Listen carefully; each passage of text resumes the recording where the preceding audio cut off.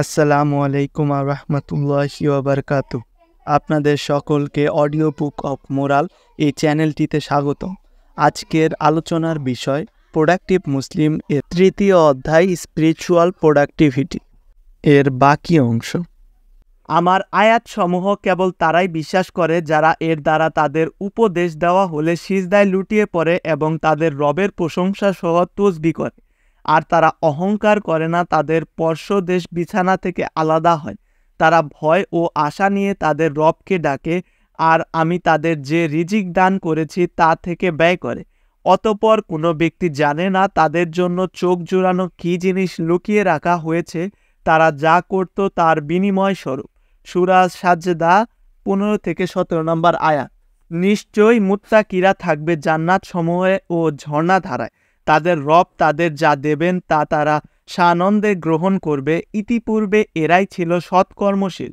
রাতের সামান্য অংশ এরা ঘুমিয়ে কাটাতো, আর রাতের শেষ প্রহরে এরা ক্ষমা চাওয়ার রত থাকত।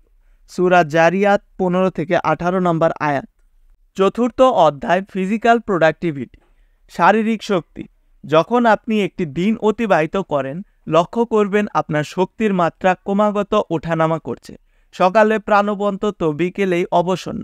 একজন সাধারণ মানুষের কাছে মনে হতে পারে শক্তির এই এলোমেলো ওঠানামা আমাদের নিয়ন্ত্রণের বাইরে, কিন্তু আমি এখানে আপনাদের সাথে ঘুম, পুষ্টি এবং ফিটনেস তিনটি দিক দিয়েই শক্তির এই ওঠানামা নিয়ন্ত্রণের ব্যবহারিক কৌশলগুলো শেয়ার করব। এখানে বলে নেওয়া ভালো, আমি ঘুম বিষয়ে বিশেষজ্ঞ নই আর না ফিটনেস এক্সপার্ট। আমি আপনাদের সাথে যে সকল বিষয় শেয়ার করব তা সব কিছুর ভিত্তি আমার ব্যক্তিগত গবেষণা, নিজের উপর পরীক্ষা নিরীক্ষা এবং বিগত 5 বছরে আমার ছাত্রদের থেকে পাওয়া প্রতিক্রিয়ার মিশ্রণ। আপনার যদি নিচের কৌশলগুলোর ব্যাপারে মেডিকেল সায়েন্সের বক্তব্য জানা থাকে, তাহলে প্রথমেই একজন ডাক্তারের সাথে পরামর্শ করুন। Sleep management. ঘুম একটি অনিবার্য প্রয়োজনীয়, কিন্তু আমরা চিন্তা ভাবনা ছাড়াই ঘুমকে স্বাভাবিক রুটিন হিসাবে সম্পাদন করে থাকি। খুব স্বাভাবিকভাবেই ঘুমের কোলে ঢলে পড়ি। কিভাবে আমাদের শরীরের শক্তির বৃদ্ধির অনুকূলে ঘুমকে কাজে লাগাতে পারি সে বিষয়ে আমরা খুব কমই চিন্তা করি। রাতের পরিপূর্ণ ঘুমের মাধ্যমে এই সঞ্জীবনী শক্তি অর্জিত হয়, এই সত্য কেউ অস্বীকার করতে পারবে না। তবে আমরা যদি আরও বেশি প্রোডাক্টিভ হতে চাই, সেক্ষেত্রে আমরা কিভাবে ঘুমাবো এবং ঘুমের মান উন্নয়নে আমাদের কি করণীয়, এসব বিষয়ে ধারণা অর্জন খুবই গুরুত্বপূর্ণ। ঘুমের আধ্যাত্মিক তাৎপর্য। ঘুমের ব্যাপারে ইসলামের দৃষ্টিভঙ্গি কি এবং এর আধ্যাত্মিক তাৎপর্য কি, এ ব্যাপারে আমাদের জানাশোনা থাকা চাই। কুরআনে ঘুম বা নাউম শব্দটি 3 বার উল্লেখ রয়েছে। আয়াতুল কুরসিতে ঘুম শব্দটি উল্লেখিত হয়েছে আল্লাহ রব্বুল আলামিনের ক্ষমতার সঙ্গে সম্পর্কিত হয়ে। আল্লাহ তাআলা বলেন, আল্লাহ, তিনি ব্যতীত কোনো উপাস্য নেই। তিনি স্বাধীন ও নিত্য নতুন ধারক, সবকিছুর ধারক। তন্দ্রা ও নিদ্রা তাকে স্পর্শ করে না। নবমণ্ডল ও ভূমণ্ডলে যা কিছু রয়েছে সবই তার। কে আছে এমন যে তার অনুমতি ব্যতীত তার নিকট সুপারিশ করতে পারে? সম্মুখের অথবা পশ্চাদের সবই তিনি অবগত আছেন। একমাত্র তিনি যতটুকু ইচ্ছে করেন ততটুকু বাদে তার জ্ঞানের কিছুই তারা আয়ত্ত করতে পারে না। তার আসন আসমান ও জমিনব্যাপী হয়ে আছে এবং এত ভয়ের সংরক্ষণে তার বিব্রত হতে হয় না। তিনি সর্বোচ্চ মহিমার। সূরা বাকারা 255 নম্বর আয়াত। আল্লাহ প্রথমে যেসব গুণের বর্ণনা দিয়েছেন তার মধ্যে অন্যতম হলো তাকে তন্দ্রা বা নিদ্রা স্পর্শ করে না। একটু থামুন এবং এই বিষয়ে এক মুহূর্ত চিন্তা করে দেখুন। সেই রাতগুলোর কথা চিন্তা করুন যেখানে আপনি কোনো রকম জেগে থাকতে পারেন এবং এতটা ক্লান্ত হয়ে পড়েন যে প্রচণ্ড ঘুমের প্রয়োজন বোধ করেন। এখন ভাবুন কি করে আল্লাহ সর্বদা সার্বক্ষণিক অব্যাহতভাবে না ঘুমিয়ে থাকেন। এই আয়াত এমন একটি শক্তিশালী বর্ণনা যা আমাদের মধ্যে আল্লাহর নিখুঁত শক্তি সম্পর্কে উপলব্ধি জাগায়।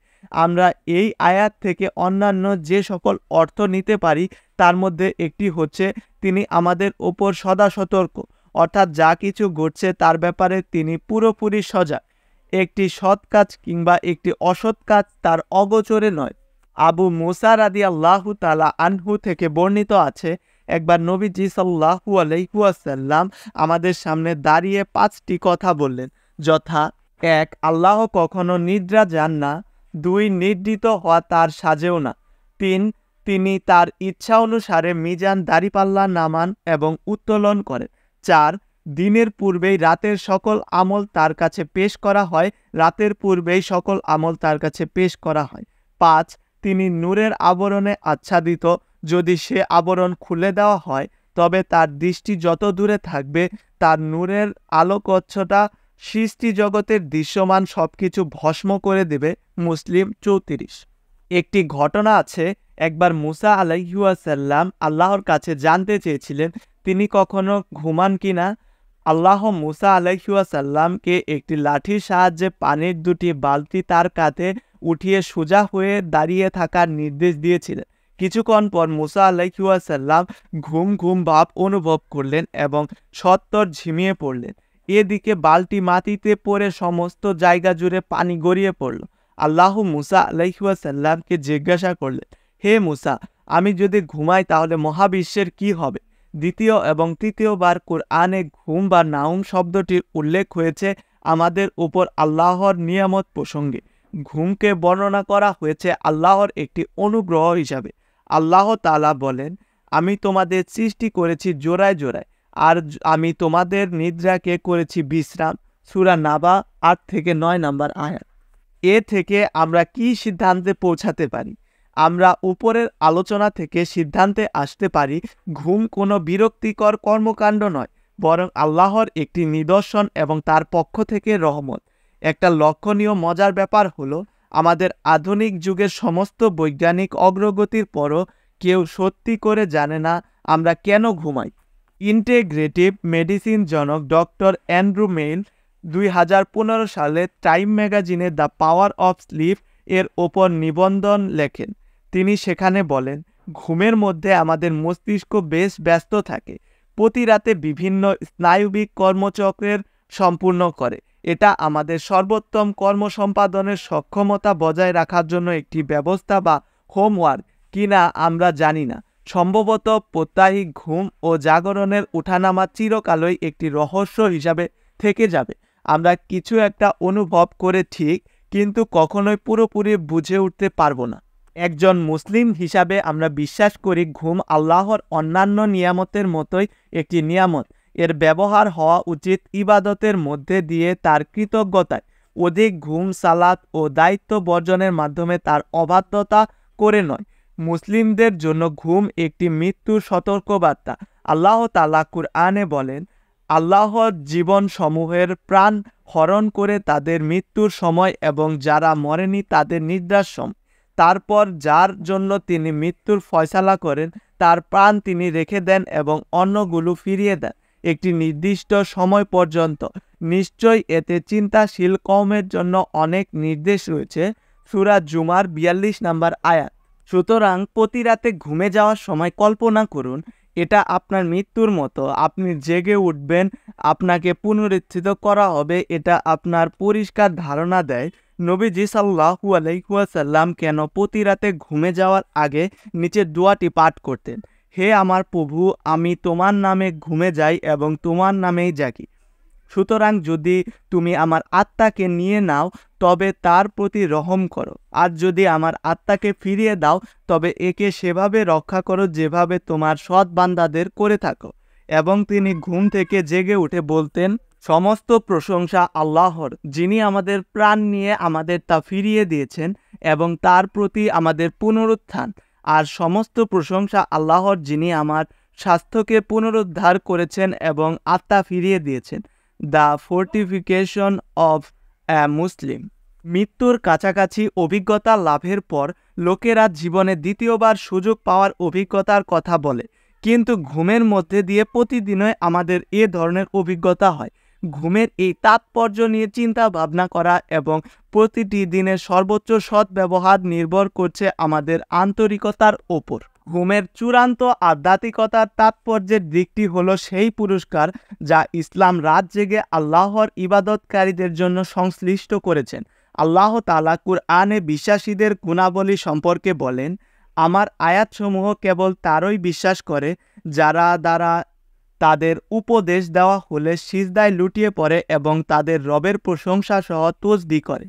আর তারা অহংকার করে না, তাদের পরশদেশ বিছানা থেকে আলাদা হয়, তারা ভয় এবং আশা নিয়ে তাদের রবকে ডাকে, আর তিনি তাদের যে রিজিক দান করেছে তা থেকে ব্যয় করে। অতঃপর কোনো ব্যক্তি জানে না তাদের জন্য চোখ জুড়ানো কি জিনিস লুকিয়ে রাখা হয়েছে। এখানে মুসলিমদের মনে একটা ভয় সংকট অবস্থা বিরাজ করে। আমরা প্রত্যেকেই রাত্রকালীন সালাতের গুরুত্ব, আধ্যাত্মিকতার সর্বোচ্চ স্তরে পৌঁছাতে এবং আল্লাহর নৈকট্য অর্জনে রাত্রি জাগরণের গুরুত্ব সম্পর্কে জানি। কিন্তু কথা হচ্ছে আমরা কিভাবে দৈনন্দিন জীবনে বাস্তবতার সাথে ভারসাম্য বজায় রেখে চলতে পারি, যেখানে আমাদের সামলাতে হয় কাজ, স্কুল, পরিবার, বিশেষ করে নিজের শরীরের জন্য প্রতি রাতে কমপক্ষে 7 ঘন্টা ঘুমের প্রয়োজন। এই উভয় সংকট আমাকে দীর্ঘ সময় ধরে ভুগিয়েছে। একদিকে আমি আল্লাহর ইবাদতের নিমিত্তে রাত্রি জাগরণের আধ্যাত্মিক তাৎপর্য সম্পর্কে বুঝতে পারি। নৈশ ইবাদত কেবল রাব্বুল আলামিনের কাছে প্রতিশ্রুতিশীলতাই প্রকাশ করে না, বরং এর মাধ্যমে ইখলাস প্রকাশ পায়। এ সময়ে কেউ আপনাকে সালাতরত অবস্থায় দেখার জন্য জেগে থাকে না এবং আপনি এ কাজটি কেবল আল্লাহর সন্তুষ্টির জন্যই করছেন। অন্যদিকে আমি দৃঢ়ভাবে বিশ্বাস করি ইসলাম আমাদের নিদ্রাহীন অস্বাস্থ্যকর জীবনের কথা বলে না। অনেক ভাবনা চিন্তার পর আমি নিচের উপসংহারে পৌঁছেছি। পুরো ব্যাপারটা ঘুমের উদ্দেশ্যের ওপর নির্ভর করে। আপনার ঘুমের উদ্দেশ্য যদি আল্লাহর ইবাদতের মাধ্যমে আত্মার খোরাক যোগাতে, দেহকে শক্তিশালী করা, তাহলে উল্লেখিত বিষয়ে আপনার মাঝে কোনো দ্বিধাই নেই। কিন্তু আখিরাতের সাথে সম্পর্কিত না হয়ে আপনার উদ্দেশ্য যদি হয় শারীরিক পূর্ণ বিশ্রাম, তাহলে উপরের দ্বিধায় কাটা থেকেই যাবে। আপনি আপনার কাছে জানতে চাই, আপনার ঘুমটা কি এই জীবনের জন্য নাকি আখিরাতের জন্য? যদি এই জীবনের জন্য ঘুমান তাহলে তাহাজ্জুদে জাগা, এমনকি ফজরের সালাতে জাগার জন্য আপনার মাথা ঘামানোর কথা নয়। আর যদি আপনার ঘুম হয় আখিরাতের উদ্দেশ্যে, তাহলে আপনার উচিত জান্নাতের প্রতিশ্রুতি আসন্ন মহা আনন্দ লাভের জন্য ঘুমের কিছুটা অংশ ত্যাগ স্বীকার করা। ইমাম ইবনুল কাইয়িম রহমাতুল্লাহ এর অনন্য সাধারণ একটি উক্তি রয়েছে এই বিষয়ে। তিনি বলেন, আদম সন্তানদের দেহ তৈরি হয়েছে জমিন থেকে এবং তারা আত্মা তৈরি হয়েছে জান্নাত থেকে, এবং দুটোকে একসঙ্গে জুড়ে দেওয়া হয়েছে। সে ক্ষুধার্ত হলে জেগে থাকে এবং তার দেহকে আল্লাহর সেবায় ব্যস্ত রাখে। তার আত্মা নিজেকে হালকা অনুভব করে এবং প্রশান্তি খুঁজে পায়। সে কারণে সেখান থেকে তার সৃষ্টি হয়েছে, সেখানকার জান্নাতের আকাঙ্ক্ষা করে এবং সে তার জান্নাতি জগৎকে অনুভব করতে থাকে। কিন্তু সে যদি খাদ্য, সুখ, ঘুম, আরাম, আয়েশ পেয়ে যায়, তাহলে দেহটি তার জন্মস্থান দুনিয়ার দিকে ঝুঁকে পড়ে, আত্মাও এটার দিকে আকর্ষিত হয়ে কারাবন্দী হয়ে পড়ে। এ অবস্থায় আত্মাটি কারাবন্দিতে অভ্যন্ত হতে না পারলে নির্যাতন ব্যক্তির মতো সাহায্য কামনা করে, তার আপন নিবাস থেকে বিচ্ছেদ এবং নির্বাসনের ফলে সৃষ্ট যন্ত্রণা থেকে মুক্তি পাওয়ার চেষ্টা করে। উপরের বক্তব্য থেকে আমাদের জন্য শিক্ষা কি? শিক্ষাটা হলো আমাদের দেহ যেন আত্মার অনুগত্য করে, দেহ যেন আত্মার কথা শোনে, তবেই জান্নাত। কিন্তু এর মানে এই নয় আপনি ঘুমের মান ঠিক রাখবেন না। আপনি সামান্য কয়েক ঘন্টা ঘুমাতে পারেন, কিন্তু তা যেন হয় নিবিড়। কেবল নিবিড় ঘুম থেকেই ব্যাপকভাবে উপকৃত হতে পারবেন।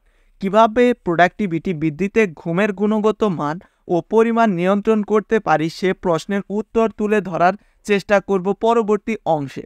নিজেকে কখনো জিজ্ঞাসা করেছেন, আমি কিভাবে ঘুমাবো? অথবা আরও সুনির্দিষ্ট করে জীবনের চাহিদা পূরণে কিভাবে কার্যকর উপায়ে ঘুমের মনোন্নয়ন করতে পারি, যার ফলে সত্যি আমার মস্তিষ্ক ও শরীর পূর্ণ বিশ্রাম পায়? পরবর্তী কয়েক পৃষ্ঠা জুড়ে এই প্রশ্নের উত্তর খুঁজব। 3টি সমাধান শেয়ার করব: আধ্যাত্মিক সমাধান, শারীরিক সমাধান ও সামাজিক সমাধান। ঘুমের আধ্যাত্মিক সমাধান।